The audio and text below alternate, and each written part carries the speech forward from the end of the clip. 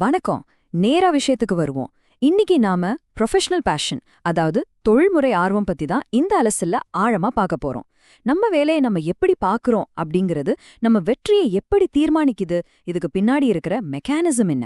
சரி வாங்க, இதுக்குள்ள நாம கொஞ்சம் ஆழமாவே இறங்குவோம். ஸ்டீவ் ஜாப்ஸ் சொன்ன ரொம்ப ஃபேமஸான ஒரு வார்த்தை இருக்கு. சிறந்த வேலைகளை செய்வதற்கான ஒரே வழி நாம செய்யற வேலைய முழுசா நேசிக்கிறது தான். இப்போ ஒரு நிமிஷம் உங்களே கேட்டு பாருங்க. டெய்லி காலையில எழுந்து வேலைக்கு கிளம்பும் போது உங்களோட அன்றாட வேலையை நீங்க எப்படி பாக்குறீங்க? அது நிஜமாவே உங்களை உற்சாகப்படுத்துதா?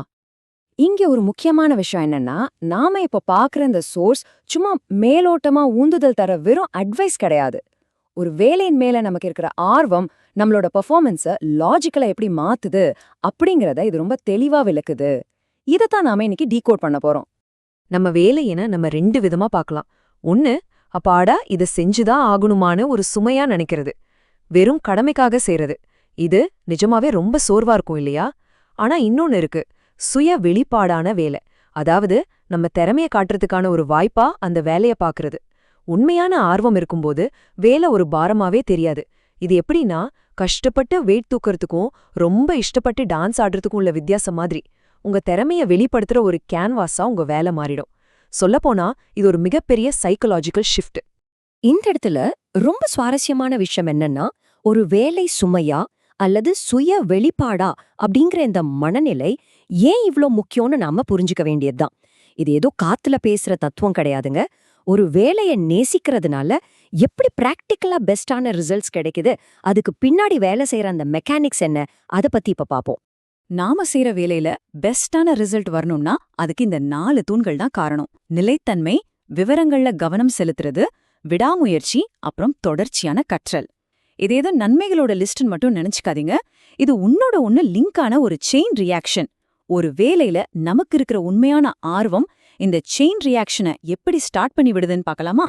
முதல் தூண் நிலைத்தன்மை, அதாவது கன்சிஸ்டன்சி. பிராக்டிக்கலா யோசிச்சு பாருங்க. எல்லா நாளுமே நமக்கு சூப்பரா அமைஞ்சிடாது, கரெக்டா? சில நாட்கள் ரொம்பவே கஷ்டமா செம்ம டயர்டா இருக்கும். அப்படிப்பட்ட சமயத்துல நம்மள திரும்பவும் எழுந்து ஓட வைக்கிற ஒரே எரிபொருள் அந்த வேலையின் மேல நமக்கு இருக்கிற உண்மையான ஆர்வம்தான். நீங்க சோர்ந்து போறப்ப கூட உங்களை தொடர்ந்து இயங்க வைக்கிற ஒரு இன்புட் இதுதாங்க. அப்படி நீங்க தொடர்ந்து வேலை செய்யும்போது அது அடுத்த ஸ்டெப்புக்கு உங்களை கூட்டிட்டு போகும். அதுதான் அட்டென்ஷன் டு டீட்டெயில், அதாவது சின்ன சின்ன விவரங்கள்ல கூட கவனம் செலுத்துறது. நீங்க ஒரு விஷயத்த நேசிச்சு பண்ணும்போது ஏதோ கடமைக்கு முடிச்சா போதும்னு நினைக்கவே மாட்டீங்க. அது பெர்ஃபெக்ட்டா இருக்கணும்னு நினைப்பீங்க. அதனால சின்ன சின்ன நுணுக்கங்களை கூட நீங்க நேச்சுரலாவே கவனிக்க ஆரம்பிப்பீங்க. இதுல என்ன மேஜிக்னா, நீங்க செய்யற வேலையோட குவாலிட்டி அதுவாவே வேற லெவலுக்கு மாறிடும். இப்படி நீங்க ஒவ்வொரு சின்ன விஷயத்திலையும் பெர்ஃபெக்ஷன் பார்க்கும்போது எதிர்பாராத சில தடைகள் வர்றது ரொம்ப சகஜம். அந்த இடத்துல தான் இந்த 3வது தூண் என்ட்ரி கொடுக்குது, விடாமுயற்சி. தடைகள் வரும்போது அச்சச்சோ என்ன பண்றதுன்னு அது உங்களை விரக்தி அடைய செய்யாது. அதுக்கு பதிலா இதை எப்படி சால்வ் பண்ணலாம் அப்படிங்கிற ஆர்வத்தை தூண்டிவிடும். அந்த பிரச்சனையை சால்வ் பண்ற வரைக்கும் நீங்க விடவே மாட்டீங்க.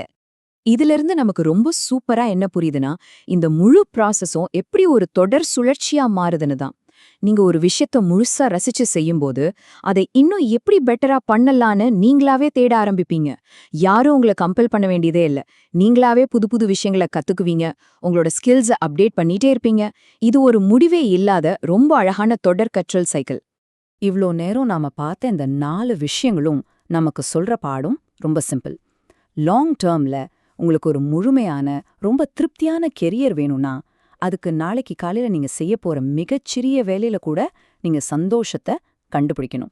அந்த சின்ன சின்ன வேலைகள்ல கிடைக்கிற உண்மையான திருப்தி தான் நாளைக்கு உங்க கெரியர் ஒரு பெரிய ஆலமரம் மாதிரி வளர்றதுக்கு ஸ்ட்ராங்கான ஆணிவேரா இருக்கும். இந்த அலசலை நாம முடிக்கும்போது நான் உங்ககிட்ட கேட்க விரும்புற கேள்வி இதுதான். இன்னைக்கு நீங்க செய்ய போற எந்த சின்ன வேலை உங்களுக்கு மகிழ்ச்சியை தரப்போகுது? உங்க வேலைக்குள்ள ஒளிஞ்சிருக்கிற அந்த சுவாரஸ்யத்தை கண்டுபிடிங்க.